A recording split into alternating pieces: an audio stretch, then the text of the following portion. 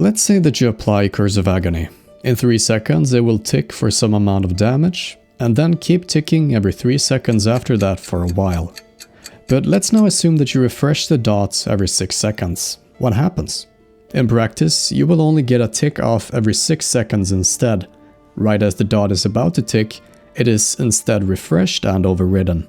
I suppose that you could both refresh and get the tick if you time it within the same batch, but that is besides the point. Let's now take a look at the history of Sapphiron's Frost Aura damage.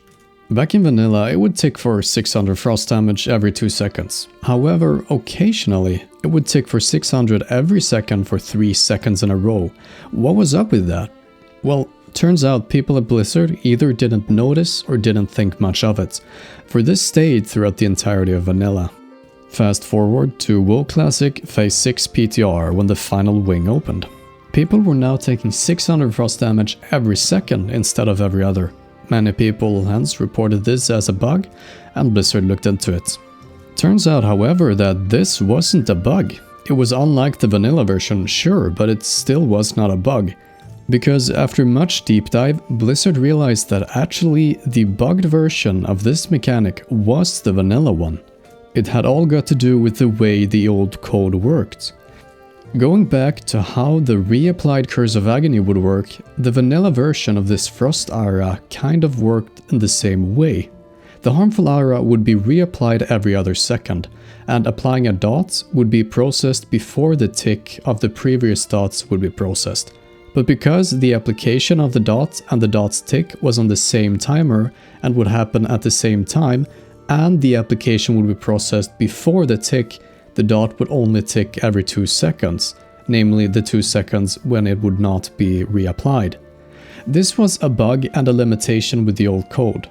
If the application of the dot and the damage of the tick would have been given separate timers and be processed at the same time, or at least the tick would have been processed before the application, you would instead take damage every single second. And that is what happened on the PTR. Over at Blizzard, they went looking for the guy who designed this mechanic back in vanilla, as he was still working there, albeit on a different team for a different game, and after a short explanation, he concluded that the intention of the Frost Aura was to deal damage every single second. The way this aura worked in vanilla was a bug, and the way it worked in Classic was the intended way. They now had to make a choice. Should they go with the intended vanilla version or the actual bugged vanilla version? And they chose the actual vanilla version and not the intended. Now be aware that the actual vanilla version was, like I mentioned before, a bug. It was not intended. They didn't even realize that there was a bug until Naxxramas and Wrath of the Lich King. Now I have to admit that I see the logic in doing this kind of decision. After all, vanilla was full of weird gimmicks and many of them weren't intended. However, in other cases where Blizzard had to make decisions like this, they instead decided to go for what was the intended vanilla function and not the actual vanilla function. One example of this is hunters getting ranged attack power from Fengus Ferocity and Rallying Cry of the Dragon Slayer in Phase 6. Reading through forums, the general position seems to be that in vanilla, hunters did not get ranged attack power from those abilities, but they should, however. It is unknown to me whether Blizzard intended for those buffs to give ranged attack powers to hunters in vanilla, but in the actual vanilla game, it seems as if they did not do so. The arguments, it is true to how it worked in vanilla, and this is how it was intended to work all along, both seem legit and reasonable to me. However, you can only choose one. Otherwise, it would seem that the actual motive is not to either recreate the game or recreate the intended game, but rather something else. And it seems to me that often Blizzard seemed motivated by something else than one of the two orientations that I just talked about. It sometimes seemed as if the goal was not to recreate the game the way it was, nor to recreate the game the way that it was intended to work, but rather to go with whatever made Classic easier. Choosing the bugged vanilla version of Sapphiron's Frost Aura halves the intended damage taken from this ability. Actual game before intentions, and it makes the game easier, allowing hunters to gain ranged attack powers from Fengus and certain chopped off dragon heads, give them another juicy 340 points, which were likely impossible to gain back in vanilla. Intentions before actual game, and the game becomes easier. Certain very strong items were added to Molten Core in patch 1.5 back in vanilla.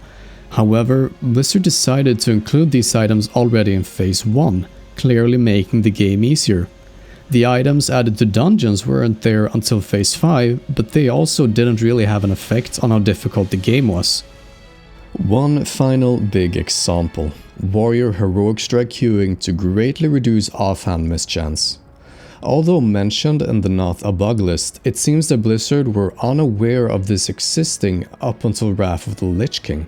This post from 2010 certainly implies that Blizzard were fully unaware of this mechanic back in the day.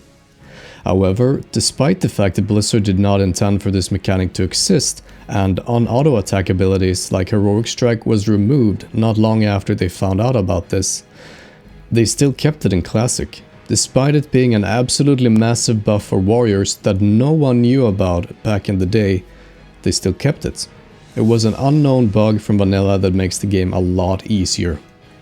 There's been a lot of decisions to make throughout the game. Something which seems a reoccurring event is that the alternatives chosen are the ones making the game easier.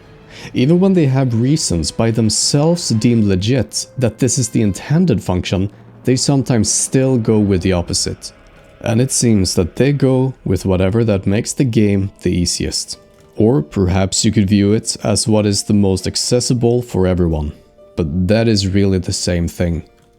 The opinion that Classic has been too easy is widespread, but then again, consider that many players are doing everything that they can to make the game as easy as possible for themselves. They're getting all the world buffs, full consumes, they're checking out their biz gear and their optimal rotations, they're using add-ons and weak hours to trivialize many mechanics, they're even running simulations to determine which is the best upgrade, and when doing literally everything possible to make the game easier, is it then strange that the game is easy?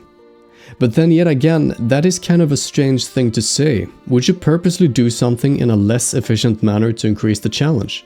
Like using the wrong side of the hammer when driving in a nail?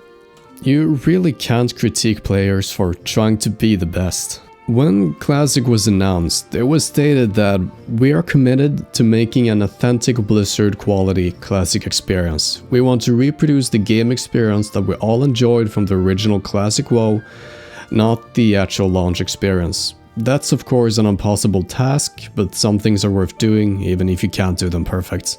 I'm not gonna be very critical of the decisions made.